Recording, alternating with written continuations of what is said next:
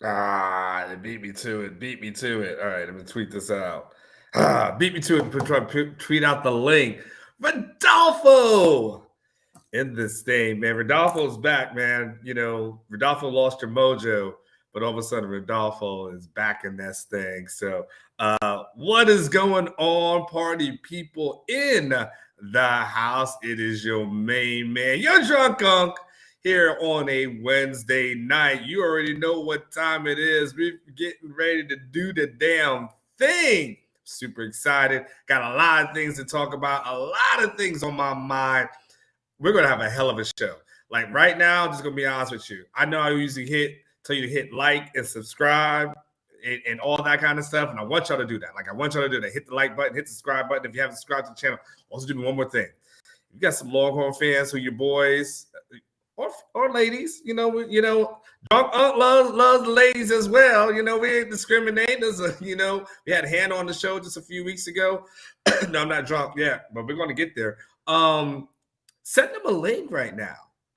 Send them a link. Like, hey, check this thing out because I watched this thing on a Wednesday night. You might enjoy it. Just send them a link. Like, hey, check this out real quick and see what they say, and then you guys will have a good conversation. But guess what? It is time. It is Wednesday night, so you already know what time it is. It is time for your Drunk Uncle Sports Podcast. I am your host, your Drunk Uncle, Anwar Richardson. And for the next hour or so, it all depends. Like, we just never know how long this thing is going to go. Man, we're going to talk about a lot of things. I got a lot of stuff on my mind, a big topic as far as college football loyalty. Before I go too far, before I get too deep into anything, listen, Eric Sells Homes DFW. That's the sponsor of my show. Eric Sells Home DFW. Look, if you're looking for a home in the DFW area, you don't have to look any further than my main man, El Presidente. He's got you. He's going to hook you up. He's going to make sure that he doesn't take any commissions. He's going to make sure that you get 50% off. Okay, he's not going to do any of that. But he's going to make sure that he's honest. So we start there. He's going to make sure he's honest with you. He's going to make sure that he gives you the best options, the best prices, and he's going to work hard for you in that DFW area. Now, he will travel. If you tell him you're an Orangebloods person, he'll travel for you, but make it worth his while.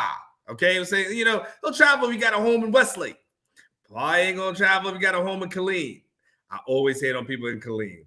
I can't help it. I'm sorry, y'all Killeen folks. If you wasn't the STD capital of Texas, I probably wouldn't talk so much about you. But you are. Y'all dirty out there in Killeen. So I'm always going to talk about you and your STD homes. But if you need a non-STD home, get to my main man, Eric Sells Homes DFW. Tell him the Drunk Unk sent you. And he'll definitely hook you up, take care of you. By the way, this is not a bad time to buy a house. When I bought this crib right here that I'm in, I got it. I want to say in like a February or March or so. What is it, 2018 or something to that effect? But I went at a time where I wasn't having to compete against everyone, because then when it gets a high spring, people are thinking about where they're going to move, right? So and so like school's going to be out, all that kind of stuff.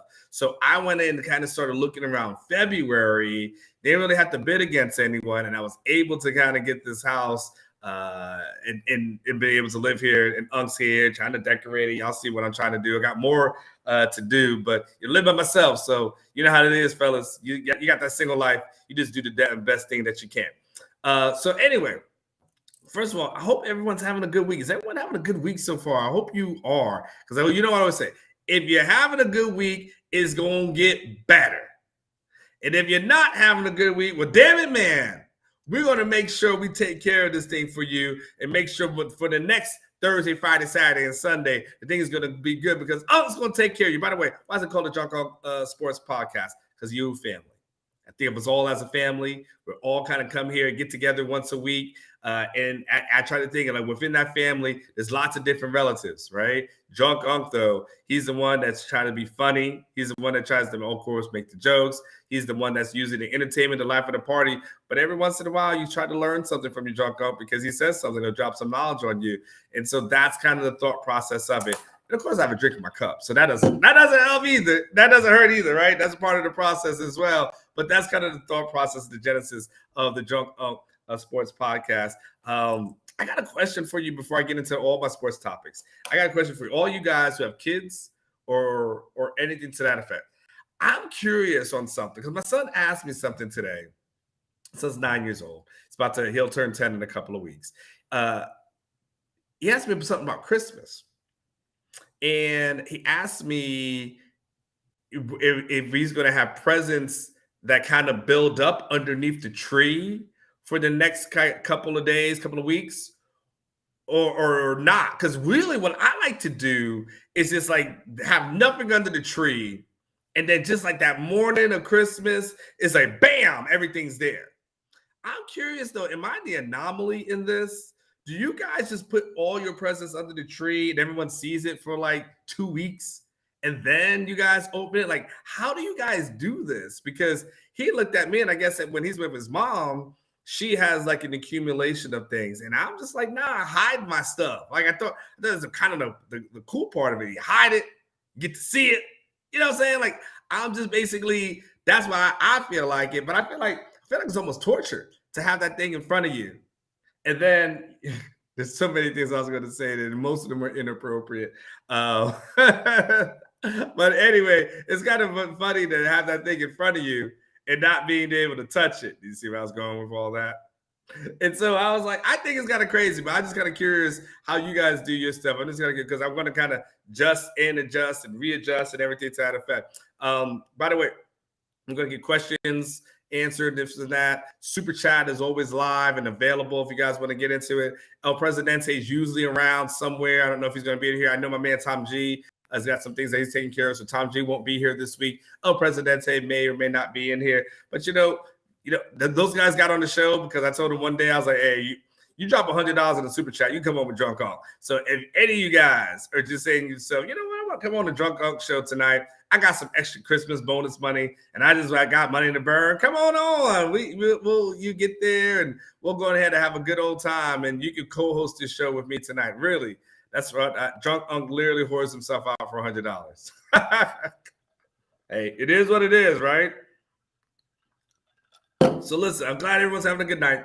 Okay, so I want to try to kind of frame where we're going tonight and the kind of the topic at hand, because we're kind of getting into the season where we're going to start talking about transfer portals and of course coaches leaving, right? And they're going to have all this big thing, the whole huge conversation.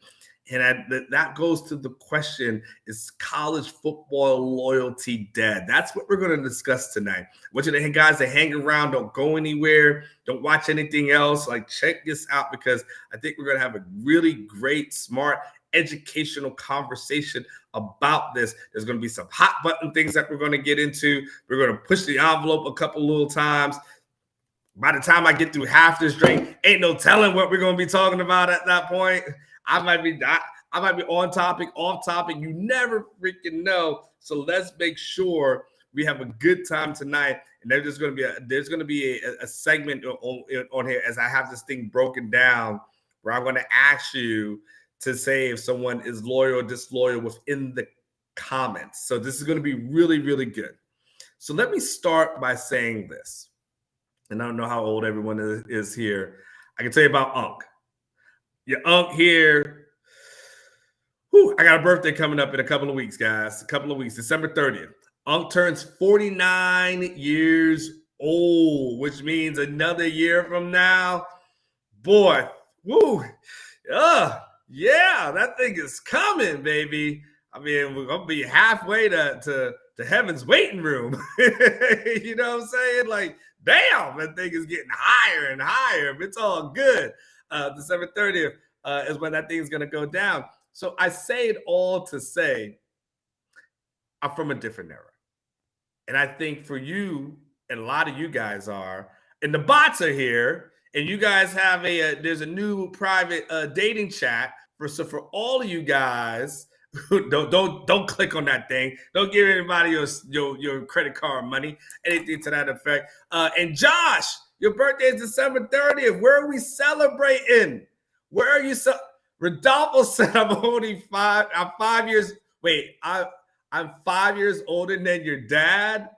The hell with you, Rodolfo. The hell with you and your father. Damn. I tell you, man, I'm getting old, man. Like life is like a taxi. The meter's running, whether you're standing still or moving. Yeah, and I'm trying to tell you, one day, they used to tell me one day you're gonna get there. Boy, one day I'm here. Josh, you're gonna plug it because you're getting that free meals on the app. So I totally get what you're doing. We need to get together, Josh, have some drinks or something like that. Let me know if you live in the Austin area. We do on December 30th. You, me, LeBron, Tiger Woods, what was it? Who else was it? There's another entertainer. There's a lot of people who are December 30th birthdays. We'll all get together. We'll celebrate that damn thing. When they say, Uncle, I passed that 50 bridge 17 years ago, but it's not that bad. Damn, 67, Charlie, you old as hell. Golly. Shit. Goodness gracious. I ain't that old, Charlie. I'm just at that 48 now. I'm just messing with you. I'm just messing with you, Charlie, man.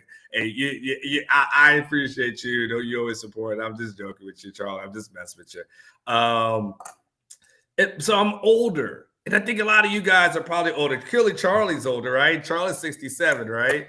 And so but we're all older, and I think we come from an era, or at least got a chance to see an era where there was nothing but loyalty, right? We grew up and all we saw around us was loyalty. Think about your grandparents, right? Your grandparents, our grandparents, right? They were together for what, 60 years, 50 years? You know what I'm saying? Like they were together forever. They met as teenagers. They got married. They had 10 kids, right? And then they stayed together. That was their thing, right? And they were loyal to each other. Unlike where we are now, where 50 in today's marriage sounds like 250, right? Like if you see someone nowadays and they married for like 10 years, you're like, damn, how you did that? Goodness gracious, what's your secret? Like 10, like you got to translate that thing into like cat years for where we are right now. That's how different things are, right? That's let me Harris say, I'm trying to have 10 kids. Boy, I sure hope you can afford them. Because back then, they weren't hitting you over the head for child support back then. Or I can say you can have kids all around. They wasn't worried about no child support. You got to worry about that now. You better be careful. Cheaper to buy a condom. I'm just going to tell you that. Or just get a vasectomy. So we did different era. And our grandparents, think about your grandparents. They lived in the same house for years, entire life. Your grandparents wasn't moving around from one place to another place to another place to another place, kind of how we move around now. Your grandparents got that house. Grandpa fixed it up. Grandma took care of it. And I mean, I'm serious. Like that was their house for 40 years. That's where you always went to. My grandmother, she lives in New York. She lives in the projects in New York. She's probably lived in the same apartment. I mean, since I was a kid. Like, and so so you talk about since then 50 years, she's lived in the damn same freaking apartment for probably 50 plus years. They were just loyal. That's what they grew up with. That's just kind of what they knew. Think about them. Think about our grandparents.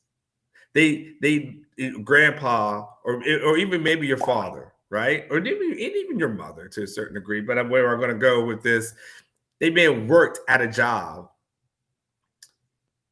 for 25 years, 30 years.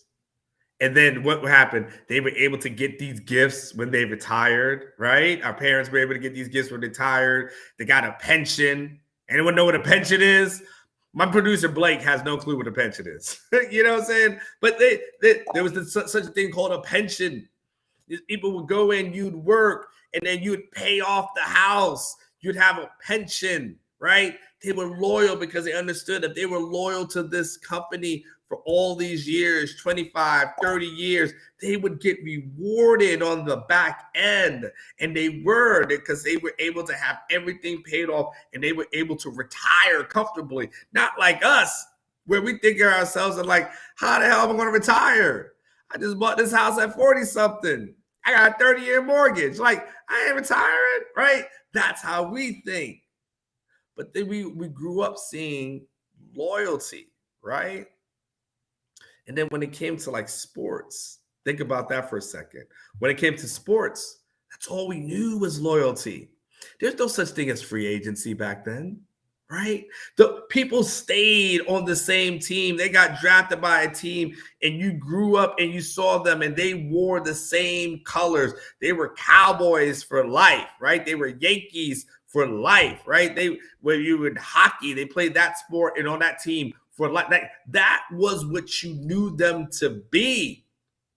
Because back then, a lot of those guys had second jobs, especially if you was in the NFL. But you understand what I'm saying? There was loyalty. So you grew up in the era, and they grew up in the era where they were married to the same person for years. They lived in the same house for years, right? They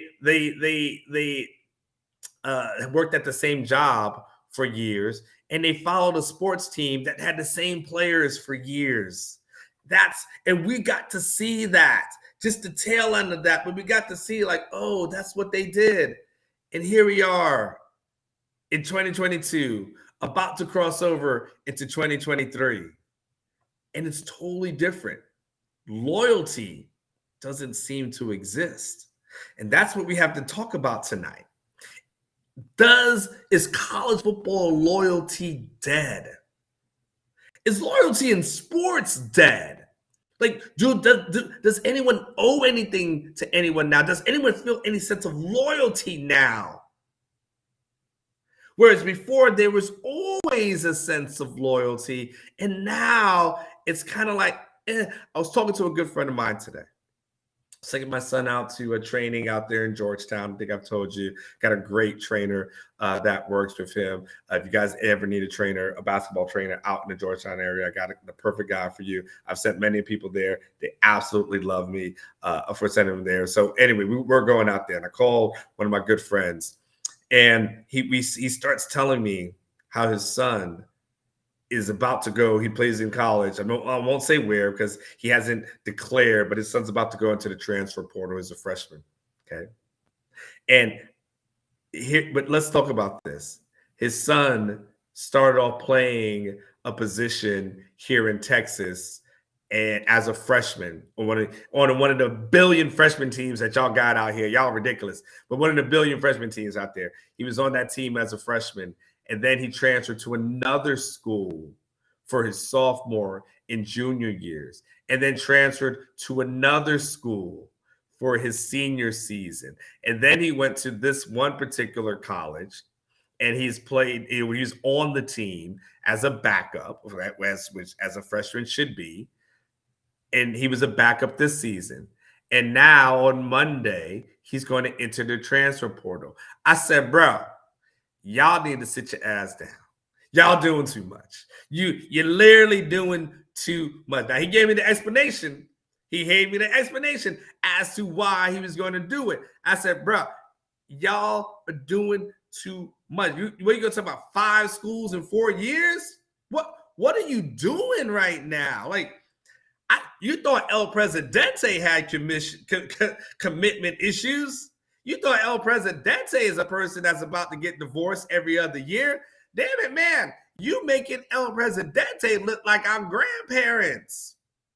Carson, hit me up, DM me. I'll give you him. I believe his name is Martinez Martin.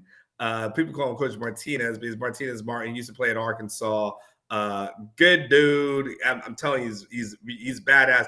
And I know Sean from Ball Hard is really good as well. I'm about to start working out with him as well too. But I got the guy. Just hit me up. Anwar at Orangebloods. I give you all this information. I got you taken care of, Sean. Don't worry about it, right? But so dude's telling me he's about to put his kid in the transfer portal, and how they've been talking to him down a little school, right? And I'm like, Okay. And I start thinking about loyalty.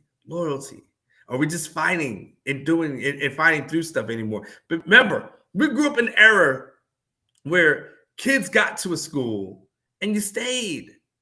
No one left. You were there. Those kids were there. Some of you guys played college sports, right? You were there. You didn't really have an option to leave. You just got there. And if it sucked, it sucked. But you weren't leaving anywhere. You weren't going anywhere because you had to be there. Now, you had to be there. You didn't have the option, but you felt a sense of loyalty. Back when you guys played think about when you guys played high school sports, right? Think about when you guys played high school sports. A lot of you guys, and of course, ladies, played high school sports as well, right? You guys never thought about how these kids think, right? How, oh man, I'm just going to jump out of my high school and go to something such and such. No, you thought to yourself, man, I go to this high school. This is where I'm going to be. Now, there may have been some kids who kind of worked the system and kind of got into your high school but for whatever reasons, right? And that's always been going on. But once they got there, there was a sense of loyalty. I'm supposed to be here. Every once in a while, there might be a kid that transferred from one school to another school, but there was a sense of loyalty. And we don't see that. But is it a bad thing? Let's get ready to go to a poll. Blake, would you fire this up for me, okay? Now here we're going to get we're going to start pushing the envelope just a little bit on your Drunk Unc show. And I want you guys to start thinking about these things. And I want you to put things in the comments here because let's have the conversation. Because I want to give you guys a list of people who recently made some movements. And it's going to be real simple. Loyal, disloyal. And we're going to push the envelope because we might piss off some people tonight. But it's okay. Let's do it. Let's talk about Reuben Owens.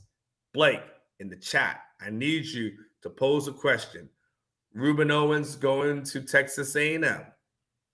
Loyal or disloyal?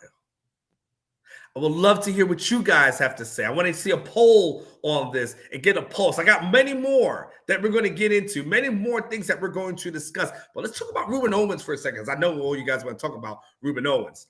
It's interesting about Reuben Owens. You guys don't remember that when Drunk Unc did his podcast, and I didn't do it here as far as a YouTube thing, there used to be something called the Yak. For some of you guys go way back to when you guys follow me when I was on the Yak doing that podcast there.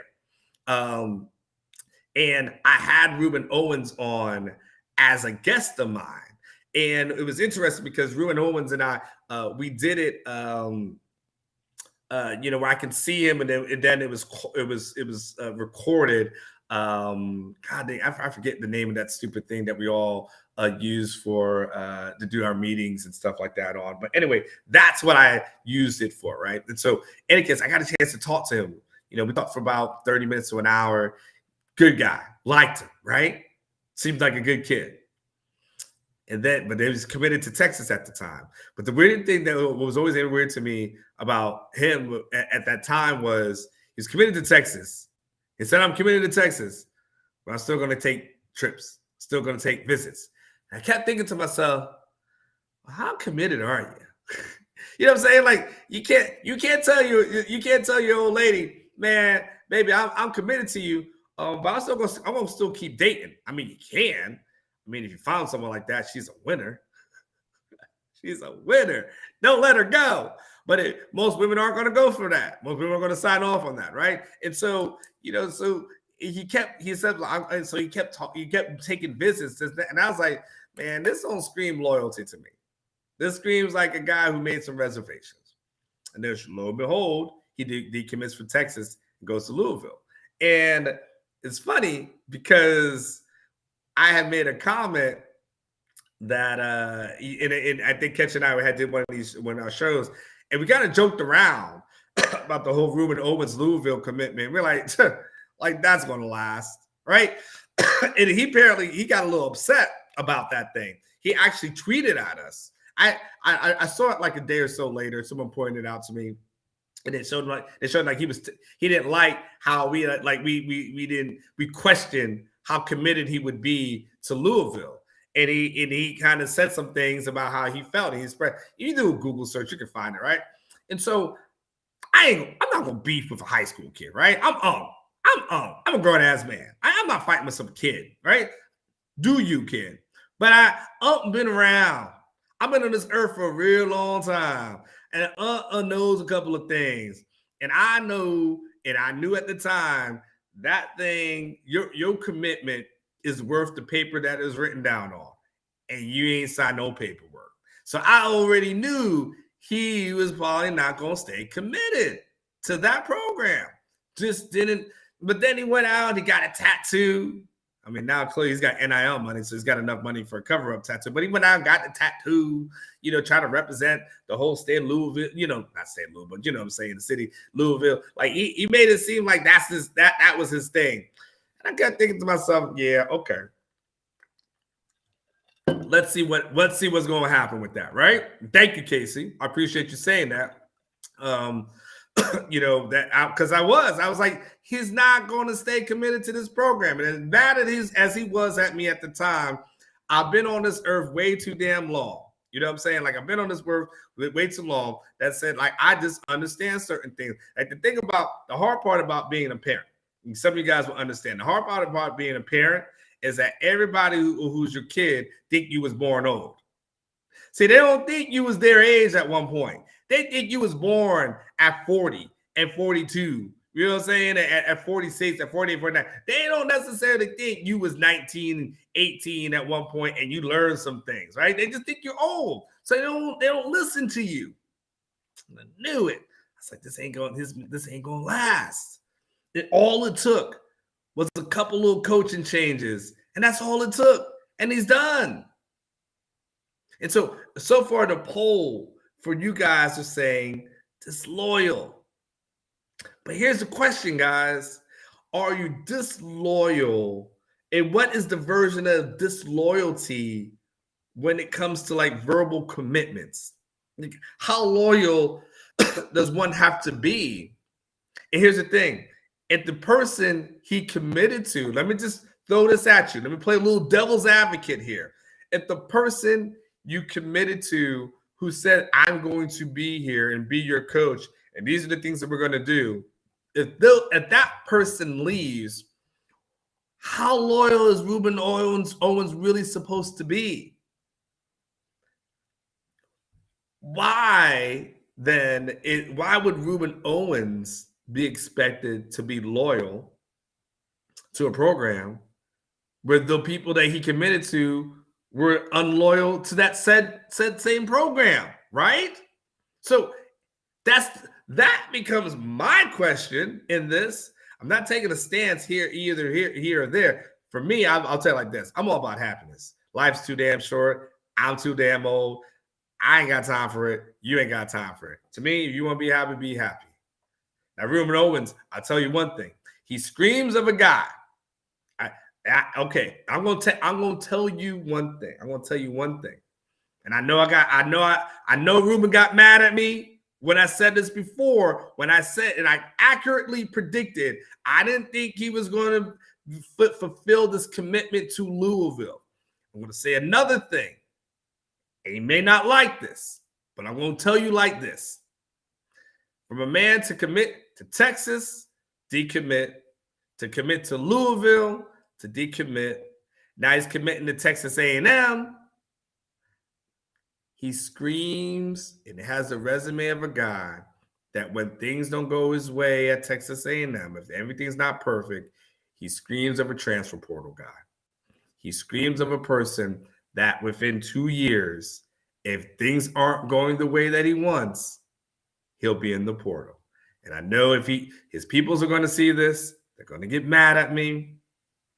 But all I would do is just tell them before y'all get mad, before y'all tweet at me, before y'all come at me and hit me up and DM me and all this other kind of stuff, just understand, told you guys before, I've read this play. I know how this ends. Unc is telling you with the transfer portal and the loyal for disloyal. I'm just telling you. I hope if you're Texas A&M and you're Jimbo Fisher, you better make sure that he gets every single thing that he wants and make sure everything goes right for this young man. Because I promise you, right now, he's a guy that ain't going to hang around if you don't like what he's hearing. He's a guy that ain't going to hang around if you are not spitting something. If he ain't picking up what you putting down, he is not going to hang around. I'm telling you that. Don't get mad at me, Owens family. Don't come at me, Owens family. Prove me wrong. That's it. Prove me wrong. Blake, where are we at as far as the votes are concerned? Because I got some other folks I want to get into. So Blake is up there. He's working behind the scenes. And you guys are at a 65 to 35 disloyal. That's interesting. That is really, really interesting. Okay. It's enough for Reuben. By the way, last thing I'm going to say on Reuben. Make sure all y'all who are going to go ahead and send this to Reuben's family and cut and paste it and all this other kind of stuff, just make sure you tell them this. Make sure you tell them Unc also said this. I wish you nothing but success in life. I hope you find happiness, and I hope you achieve all your dreams. I say that with absolute sincerity. And I do mean that. I would never wish any harm, ill will, anything like that on a young man. Not at all. But Unc's going to keep it 100. And that's all I'm doing right now. Hope everything works out for you in A&M. Okay, let's go somewhere else because it is a bigger picture one, but I want to go smaller picture because I feel like when I get to the big picture one, we're going to explode, right? So let's go smaller picture for a second. But to talk about another guy that I think is kind of interesting, loyal, disloyal. Brian Carrington, Arizona State. Loyal, disloyal. Leaving TCU, going to Arizona State as a position coach. Was he loyal or is he being disloyal? It's interesting to Brian Carrington because you guys loved some Brian Carrington when he was here. Oh my gosh, you guys love the shush emoji. This dude puts out a shush emoji. Orangebloods is lighting up like a Christmas tree, right? You guys are going absolutely crazy about Brian Carrington and every single thing that he does, right?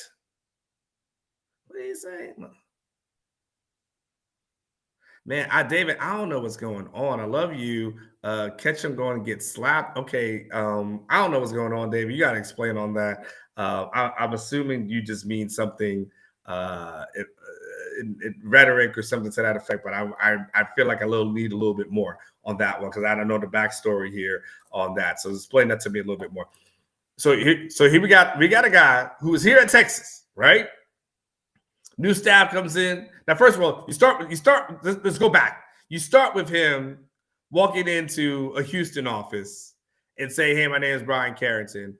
I like football. I want a job, right? And it's more than that, right? He offered a little bit more than that. I'm joking as far as that is concerned. But he goes into the Houston office. Tom Herman gives him a job. He starts working there. He comes over here to University of Texas, becomes director of recruiting, does a phenomenal job, is here. Now, all of a sudden, Tom Herman gets fired.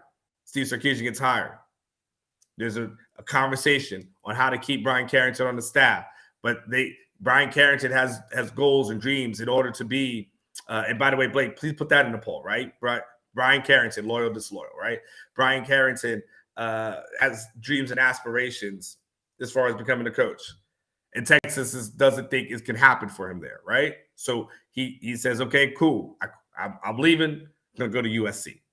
He serves as an analyst there for a year. He comes to TCU, has a recruiting role, and kind of an analyst kind of role. And there he is, TCU. They're competing for a CFP, and he's about to leave. According to all reports, he's about to leave very soon, right? So the question becomes, Brian Carrington, was he loyal or is he disloyal? Should he stay for the rest of the season? Should he stay in his current position? Should he work his way up at TCU? Or do you say to yourself, you got an opportunity, you got to jump at it, you got to take it? You know what I'm saying? What do you do? Question is that loyal or disloyal? This is where we are in college football. It is, does he owe TCU something, or does he owe himself something? And again, they get, and you're right, Benji, they get Rashard Samples, they get Carrington. But what in the loyalty? Now, I will say this, in my opinion. I want to hear what you guys are saying. And Blake, you give me like 2 minutes and let me know what those results are.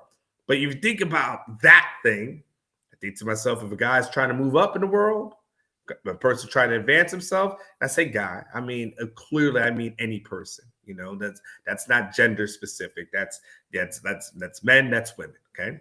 If the person's trying to move up in the world and they have a chance to advance themselves and get to somewhere, and guess what? If someone believes in you and believes that you can do a certain thing, but if the other person that you work for doesn't believe so, you go with that, right? If you work for a company and you are, a worker, and another company offers you a management position, do you go back to the company that you're working for and say, hey, what do you, or do you say, you know what, they offer me this management position, I got to take this management position, right? Because they believe in me, right? Blake, what do we got right now? Blake says 60 to 40% said loyal. 60 to 40%. So it's still 40% of you guys. It's really interesting. So there's a real interesting thing, because it's about 60-40 on the first two polls as far as loyal versus disloyal. The first polls had Reuben Owens as disloyal. The second one has it as, now we're at 65-35 according to Blake, as far as he was loyal, versus 35% that say he's disloyal. The 35% is really interesting. Okay, I do have a question for you. If you are in the 35%, because the 65% I understand. If you're in the 35%, I won't attack you. This is a safe place. I tell you, this is a family. Like we're not doing that bullshit where we're coming at each other. We're going to actually talk to each other, engage with each other, have good, fun, intellectual conversation. But if we have differences of opinion, that's great. But if you're in the 35%, please tell me, why do you think he is disloyal? Tell me what you believe that he's doing or has done that would make him disloyal in your opinion. Are you saying because he's left Texas and USC and everything else? And then what becomes the difference? What becomes the difference between him doing that and other people doing that? Other people moving from administrative support roles up to head coaches. Like, that's what I'm saying. Like, what becomes the difference? And I hear you, Pope Ghost. Frank Harris, UTSA, he is definitely loyal. It's a good example too. The Kansas State running back, Deuce Vaughn. You talk about loyal. That guy is loyal. You know what I'm saying? Like, that guy is absolutely, we see examples of it, right? Frank Harris is a great example as far as loyalty. But if you're Frank Harris, you living a good life at UTSA, like, why would you even blow it? So anyway, put that in the chat. I got another one for you. You guys, as we kind of wrap up the Brian Carrington conversation. Now, this is the one that obviously we're going to go outside of University of Texas.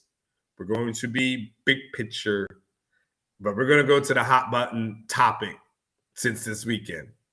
Deion Sanders. And I think we're going to, I don't know where you guys are going to be, but Blake, go ahead and put that poll up. Deion Sanders, loyal, disloyal, however you've been putting it up. You guys got to tell me your view on that. Hey, is this a Texas topic? Nope. But is it a topic that everybody has been talking about, and we will talk about, and Unk's going to talk about this tonight, and we can let this thing go in whatever freaking direction we want to? Tell me, loyal or disloyal, as relates to prime time. Should he have stayed at Jackson State? There's a guy that Jackson State takes a chance on him, gives him the opportunity that no one else really was willing to give him to make this guy into a head coach on day one with really no coaching experience. And then he goes out and does the damn thing. They're winning the titles, and he's bringing the fame, the notoriety. The fact that we're having a conversation about Jackson State says a lot about what he was able to accomplish. Because when's the last time that any of us have had conversations and deep ones about HBCUs? Like, that doesn't happen a lot, right? And so here he is. I'm going to build this thing up. We got game day that's coming there. Everyone's talking about Jackson State. He's getting the number one recruit in the country, right? And then he's swag, right? He's a swag guy. Who's swag? He's swag, right? And everything seems good and gravy. And Colorado comes along and offers him a job. And they offer him a whole lot of money. And there's a contingent of people who will say he was disloyal.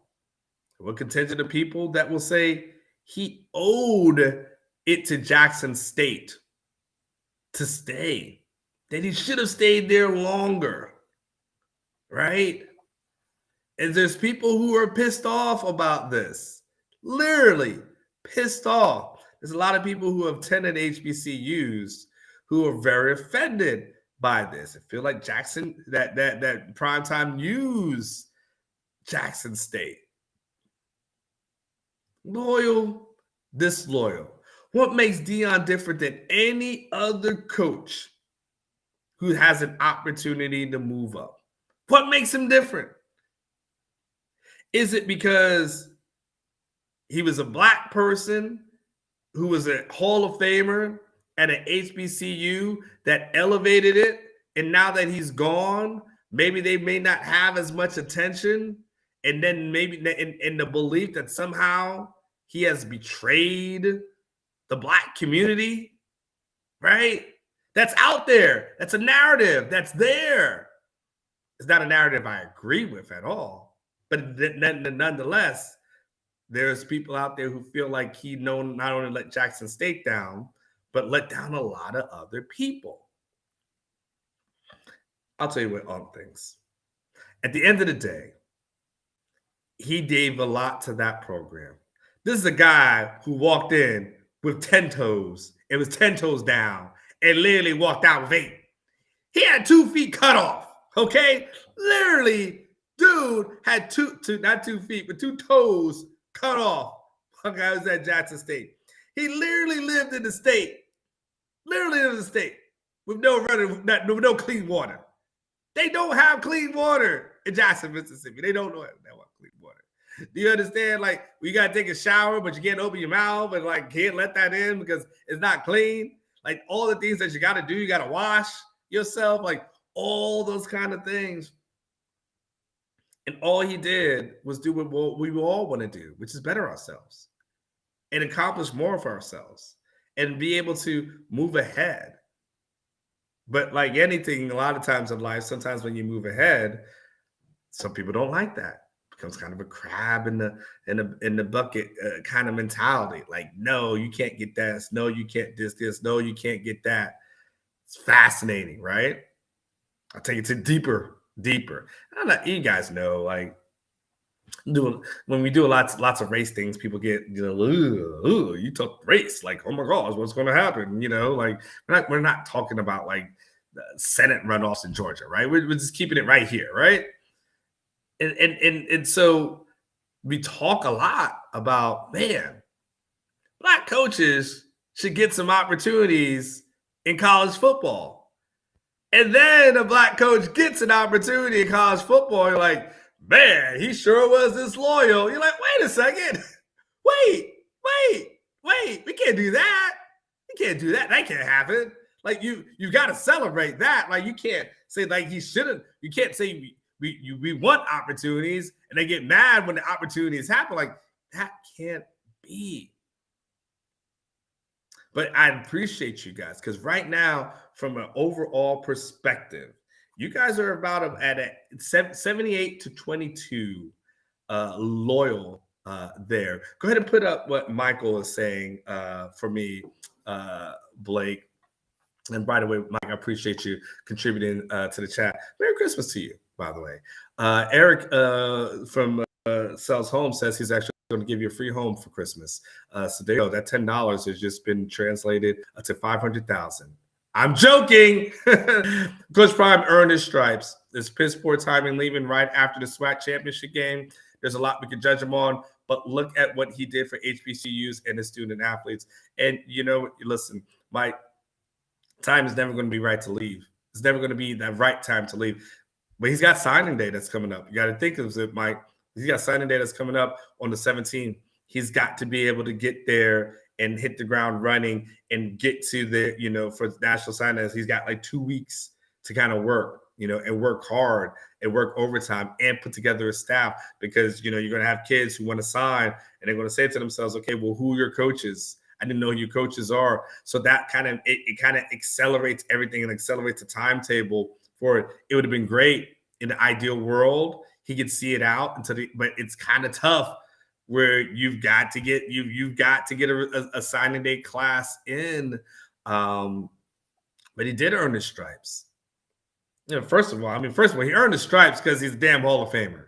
Can we just start there? Like, I think if you are a Hall of Fame player, you have earned your stripes. You don't got to sit at nobody's coaching clinic for me. You have done enough. You wear a golden jacket. You're pretty damn good. You know more than the people who are usually out here coaching. Let's just be honest. Let's just keep it real, okay? So he's earned his stripes, and then 100% as he's earned his stripes, he's earned the opportunity. The win-loss record is pretty damn amazing. The leadership qualities that he's shown is pretty damn amazing. So we know what he can bring to the table. And look, think about all the retreads that get hired in college football. Man, if you got a chance to hit lightning in a bottle, think of all the people who get hired that get fired. I went to the University of South Florida. Super hype about our coach a couple of years ago. Couldn't wait to see his ass leave. You know what I'm saying? Like, things happen. So if you're going to give someone a chance, I'd much rather give that guy a chance that at least is proven he can coach and run a program and all these other kind of stuff and be leaders of men than some of these other guys who are retreads. Go ahead and give me the other super chat. Jay Wall, 321. Preach on.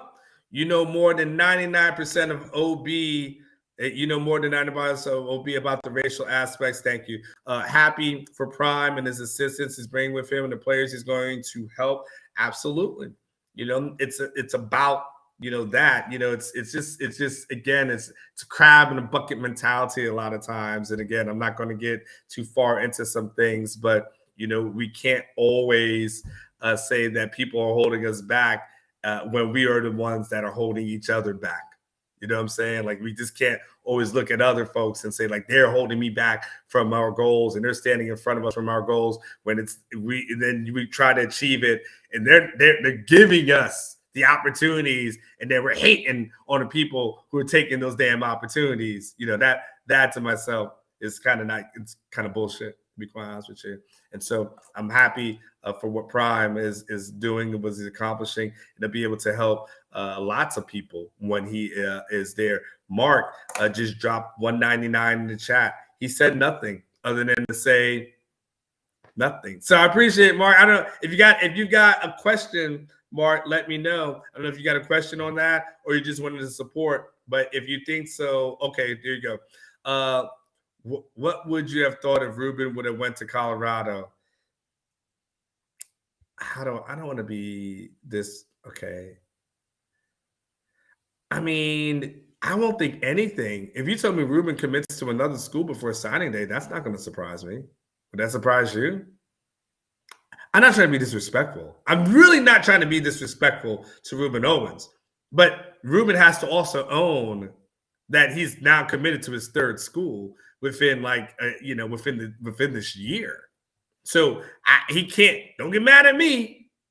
But if you tell me he committed to another school between now and signing day, like that's not going to surprise me at all. If he went to Colorado, hey, more power to him. I still want to see him succeed. I still want to succeed.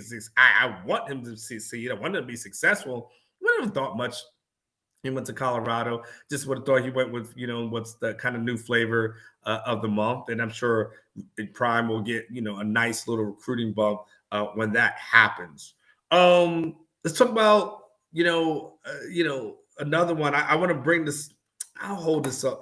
I was going to mention Herman going to FAU, but I'm going to skip over that because it really doesn't have anything to do with loyal or disloyal. Let's do two more, okay? What if Bijan Robinson skips the bowl game? Loyal or disloyal? Blake, I want you to put that up there. What if Bijan skips the bowl game? Maybe he just decides, you know what? I'm going pro. I'm going to focus on becoming a better athlete, focusing on my training, focusing on that. And what if Bijan says this week, next week, I'm not doing it. I appreciate it. I'm not going to go to the Alamo Bowl. I don't really have anything that's going to be accomplished if I go and play against Washington. I'm just not going to do it. How would you view Bijan? Because you guys all love Bijan, right? Bijan Musterson, right? We love Bijan. You guys, you loved him, from the day he committed to today, right? There is not a negative Bijan Robinson story out there. But would that change for you if he tells you next week, I'm not participating in Alamo Bowl. I'm just going to chill out, rest myself, get ready for the combine? Is that loyal? Is that disloyal? It's interesting because I remember years ago, and it seems like years ago, I don't believe I was working on Orangebloods at the time. Someone would have to look it up to give me the exact thing because I got here in Orangebloods in like 2014. And so there was I remember when Leonard Fournette and Christian McCaffrey were kind of like the first major guys that decided they were going to skip the bowl game. And there were people who were like, oh my gosh, like they couldn't believe it happened. And they told themselves that this is going to kill their draft stock. NFL teams are not going to like that they skipped the bowl game. NFL teams are going to be really upset that they have skipped the bowl game. And people told themselves that. They told themselves that narrative. And I kept telling folks, nah, you guys are wrong. You guys don't understand the NFL. And then like, no. It's going to kill their draft stock. And I remember just telling folks, nah, you're wrong. You don't understand the NFL. Because at the end of the day, the NFL don't give a damn about anything that's really on your past. Like realistically, the NFL drafts people who, or I'll say this, the NFL is drafting people who have domestic abuse stuff. Aaron Hernandez got drafted, and very high, to say the least, right?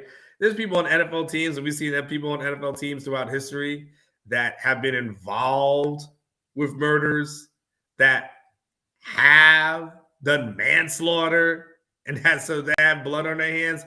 And at the end of the day, if you got talent, NFL don't give a damn about it. So if Bijan decides that he doesn't want to play, not going to kill a stock at all.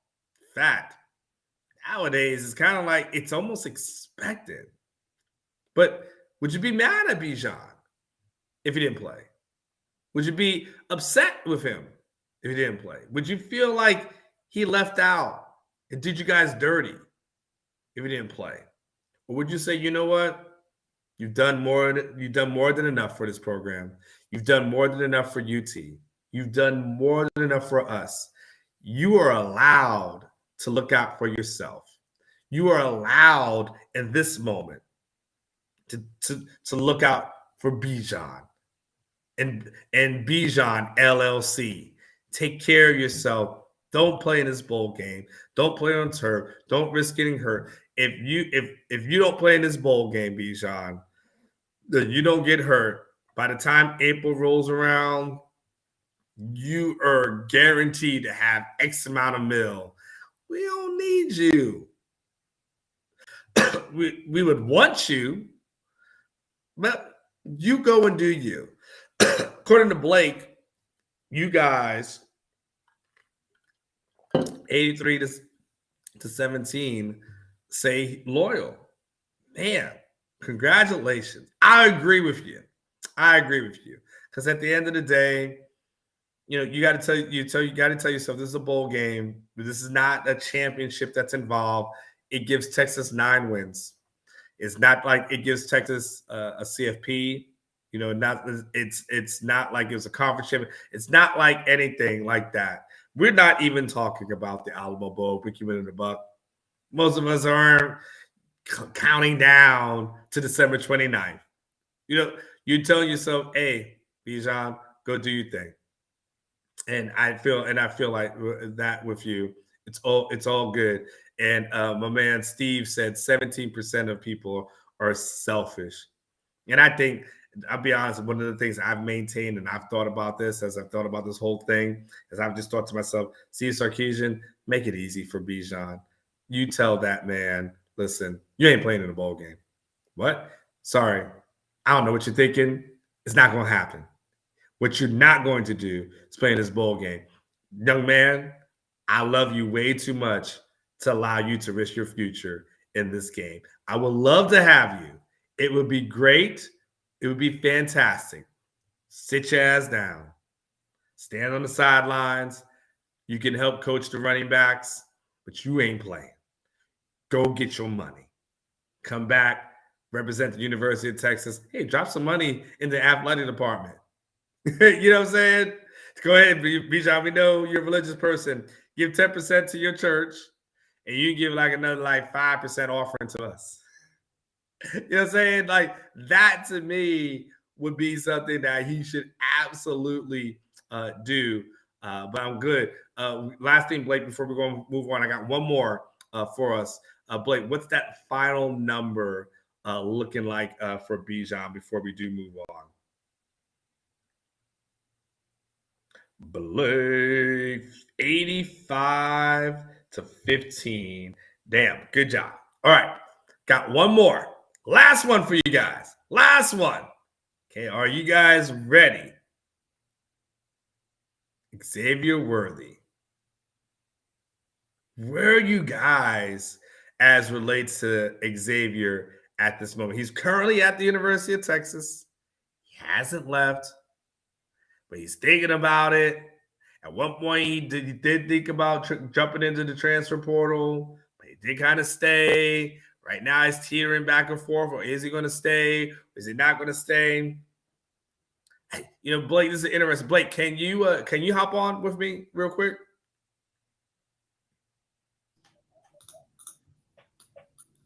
Yep. Yeah. So I'm trying to think how to phrase this question, because do we have to go hypothetical on him leaving, or do I have to go where he's at right now? I think you have to go where he's at right now. I don't want to put a scenario out there that hasn't happened yet. I think we have to get right now. Where do we think he's at? Okay.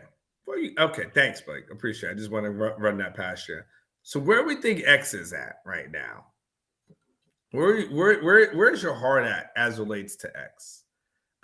Because here's the question: is a young man allowed to have some young moments, to have some doubt, to have some to worry about his future, not be happy? Is a person allowed to have that? Does that make him disloyal?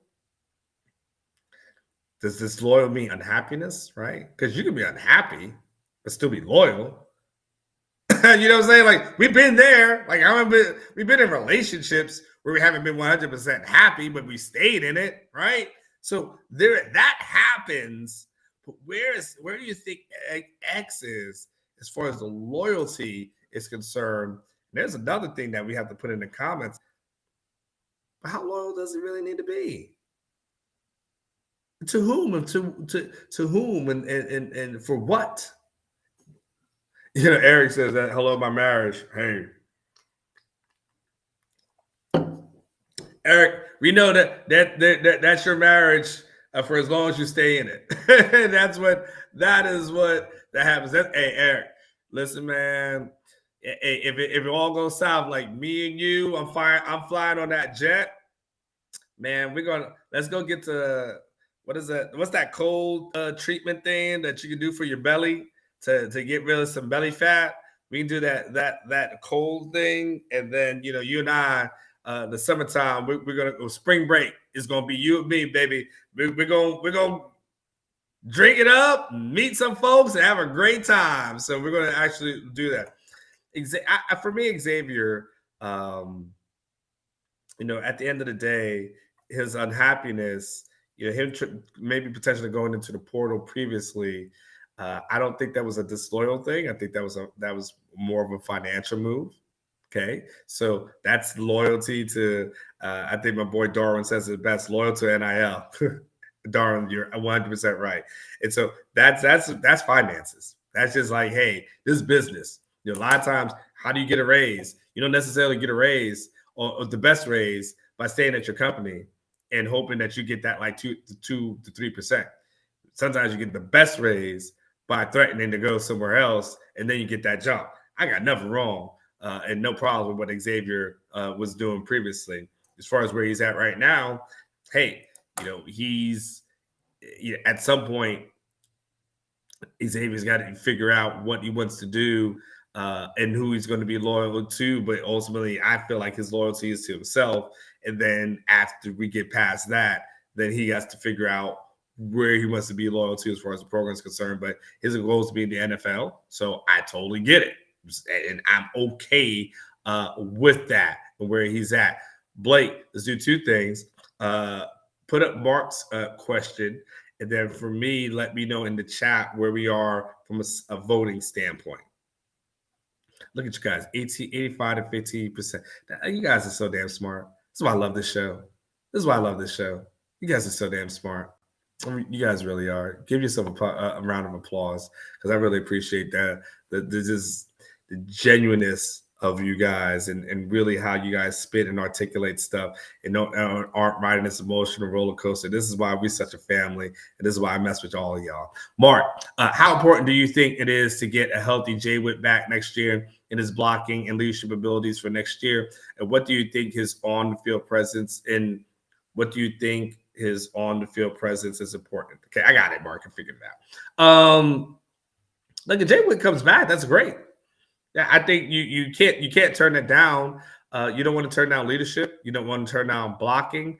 You don't want to turn down any of those things. A locker room guy.